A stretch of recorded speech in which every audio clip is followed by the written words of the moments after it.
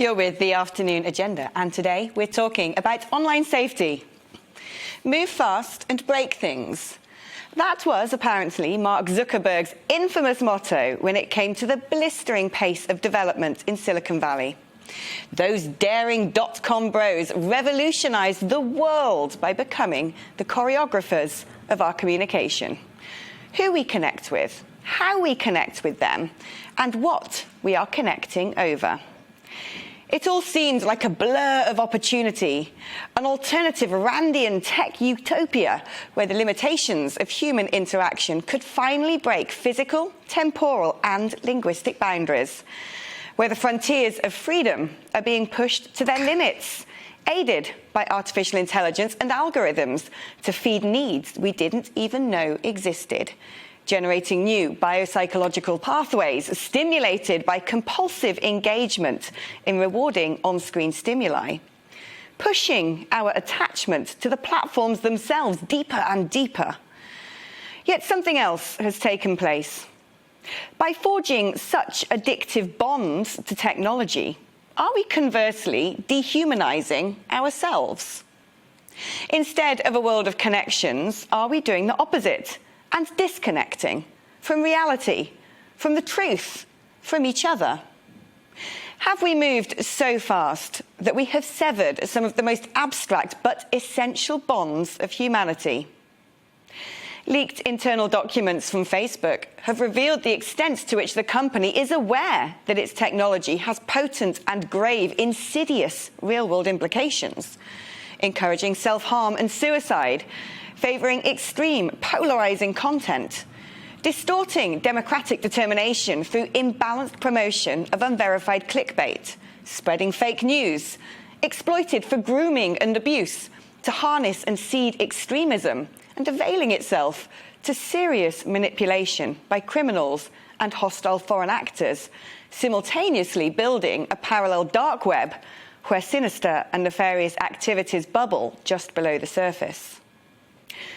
Ushering in a whole new, untested meta-existence in uncharted virtual territory is leading to perverse reverberations in the realm of the real, such as an explosion in cosmetic procedures to look more like filtered avatars, dubbed selfie dysphoria.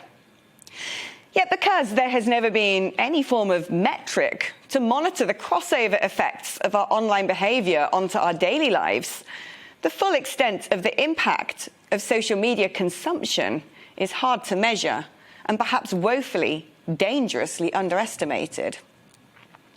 What is still a relatively new innovation, having existed a mere 17 years, has been allowed to develop, entirely unbridled and loosely monitored. We're only just beginning to realise the potential and significant harms in retrospect, while being forced to ask whether we can now put the genie back in the bottle. But it's not only the psychological impact we should be scared of.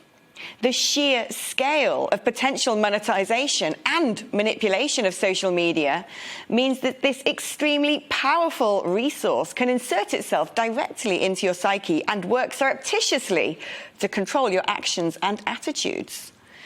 It can be used to harvest demographic information on an industrial scale, with platforms such as TikTok accused of being used by the Chinese Communist Party for mass surveillance and cyber intelligence. Facebook used to go by the slogan, "It's free and always will be." But if we aren't paying to use it, how has it amassed a $130 billion market value? Because you, dear viewer, are the thing on sale. You are the invaluable commodity, the most powerful resource on earth, a unit to buy things, to vote for things, to believe in things, and campaign for things.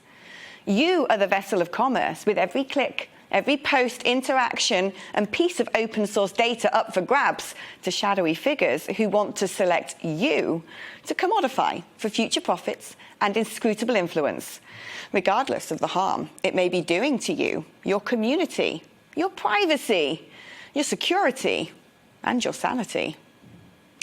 With the UK Parliament currently taking evidence ahead of the formulation of the online safety bill, we could be one of the first countries in the West to broadly regulate social media, with only Germany and Australia attaching legal addendums on the most extreme harmful content online. But is clamping down on communications platforms akin to mass censorship and regulatory overreach and a threat to individual liberty? Or is it perilously long overdue? Today, we really need to talk about online safety.